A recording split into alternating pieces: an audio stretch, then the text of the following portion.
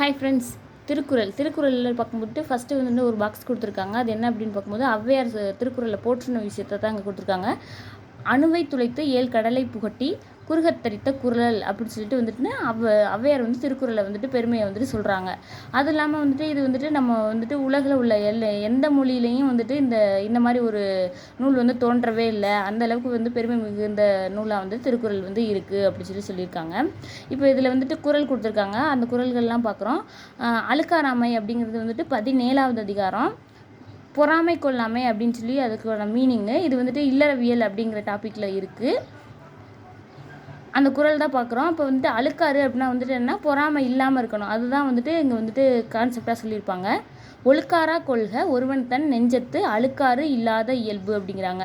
இதனுடைய பொருள்னு பார்க்கும்போதுட்டு வந்துட்டு ஒருவனோட நெஞ்சில் வந்துட்டு என்ன, பொறாமை இல்லாத குணத்தை தான் வந்துட்டு கொண்டு இருக்கணும், ஒழுக்க நெறியாக கொண்டு இருக்கணும். அதுதான் வந்து என்ன சிறந்த வாழ்வாக இருக்கும் அப்படிங்கிறத வந்துட்டு இதில் சொல்லியிருக்காங்க.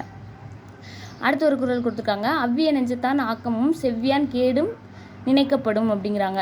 பொறாமை கொண்டவனுடைய செல்வமும் அதை வந்து பொறாமை இல்லாதவனுடைய வறுமையும் ரெண்டுமே வந்துட்டு என்ன, சான்றோரால் ஆராயப்படும்ங்கிறாங்க. பொறாமை கொண்டவன்னா வந்துட்டு செல்வம் பார்ப்பாங்க, பொறாமை இல்லாதவன் அப்படின்னா வந்துட்டு என்ன, வறுமை பார்ப்பாங்க.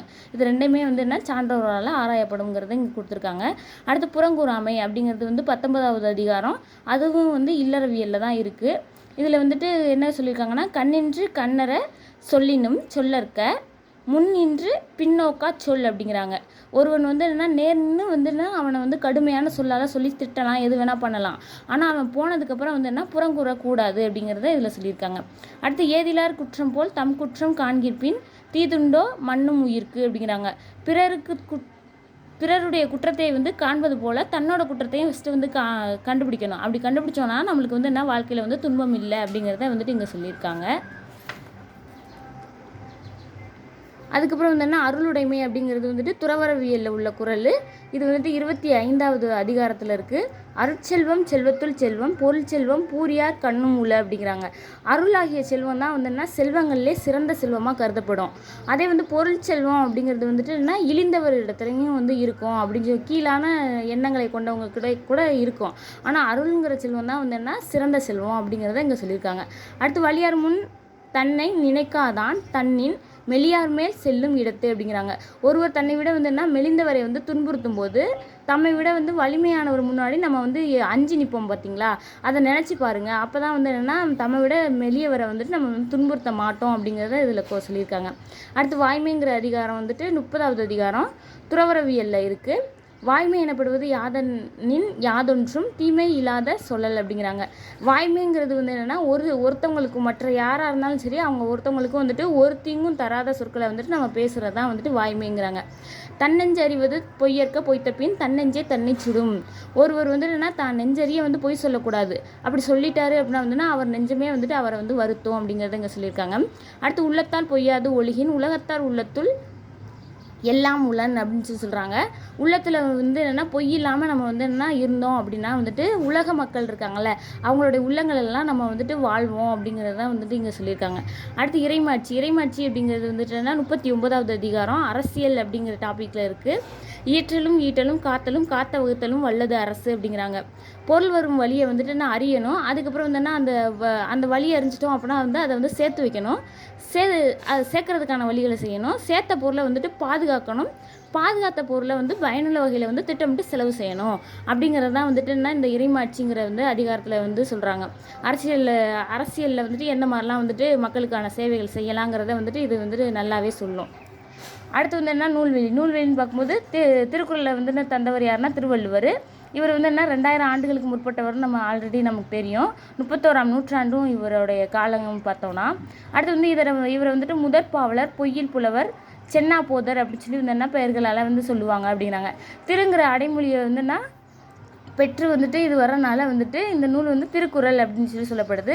இதில் வந்து அறத்துப்பால், பொருட்பால், இன்பத்துப்பால் அப்படின்னு சொல்லிட்டு வந்துன்னா 3 பகுப்புகளை கொண்டதாக இருக்குது. அதில் தான் வந்து ஒவ்வொரு டாப்பிக்காக வந்துட்டு பிரிக்க முடியும். அப்படி பார்க்கும்போதுட்டு வந்துன்னா அறம் வந்து என்ன 38, பொருள் வந்து 70, இன்பம் வந்து 25, மொத்தம் வந்து என்ன 133 அதிகாரங்களை கொண்டதாக வந்து இது இருக்குது. ஒரு அதிகாரத்தில் 10 குறள்னு வந்துட்டு 1330 குறள் பாக்களை வந்து கொண்டதாக இருக்குது. திருக்குறளுக்கு வந்து சிறப்பு பெயர்கள்னு பார்க்கும்போது முப்பால், தெய்வ நூல், பொய்யாமொழி அப்படின்னு சொல்லி வந்துன்னா சிறப்பு பெயர்களை வந்து கொண்டதாக இருக்குது. அடுத்து வாய்மை 1 மார்க்கு. வாய்மை எனப்படுவது வந்து என்ன, தீங்கு தராத சொற்களை வந்து பேசுகிறது, அதான் வந்துட்டு வாய்மையாக கருதப்படும்.